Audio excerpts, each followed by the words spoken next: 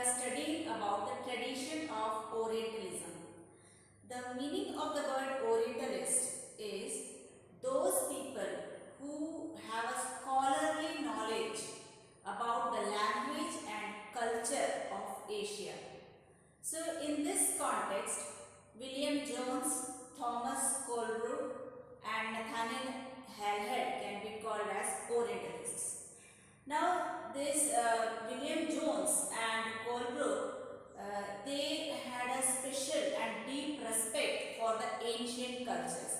Now this ancient culture can be Indian culture or it can be Western culture. And they felt that India's culture was very glorious in the ancient past and it had an ancient glory, but now slowly in the recent years the glory has declined, or so they felt that it is necessary to discover the ancient periods sacred and legal texts which are nowadays lost. So according to them, if we discover those books related to religion and law of the ancient period, then those books can reveal the real ideas, real culture of India.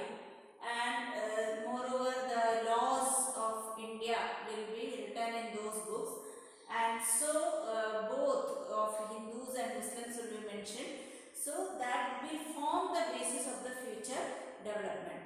So for future development, it is necessary that we should find out the ancient texts of Hindus and Muslims related to the culture and laws.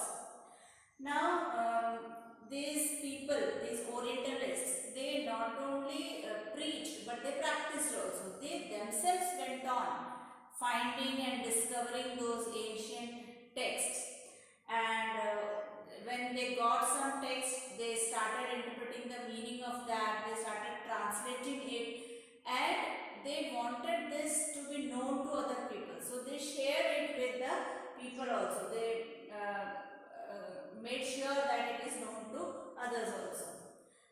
And these people felt that the project which they are doing, this will help both British and the Indians. It will help the British because the British can learn from the Indian culture. It will help the Indians because they will come to know about their ancient past, ancient glories. They can rediscover their own heritage and the lost glories of the past.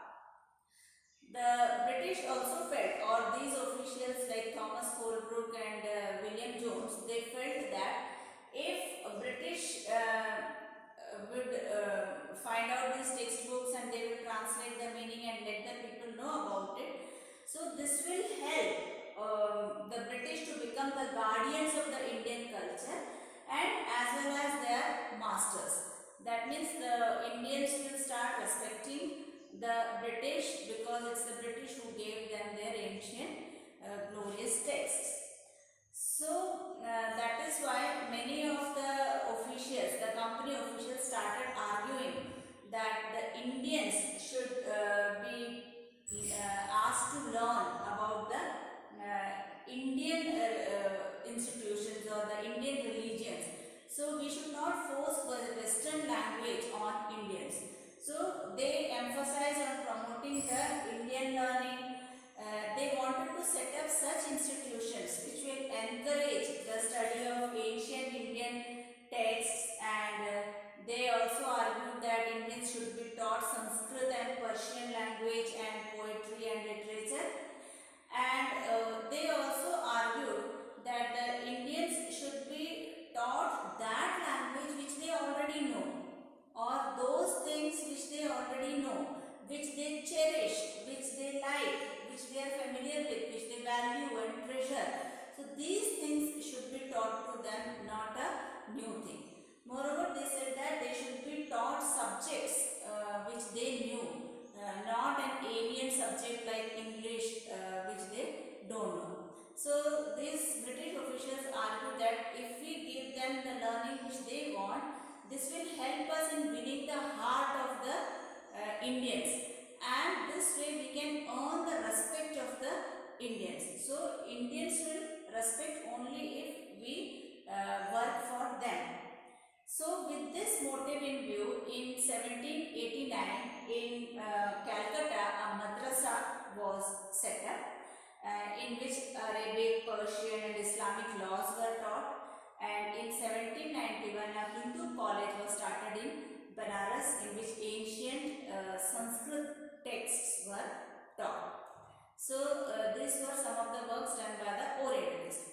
But there were many British officials who were not in favor of this idea, and they did not like the teaching of Indian languages and Indian culture to the Indians. They criticized the Orientalists. So in the next video we will see about those people who were not Orientalists.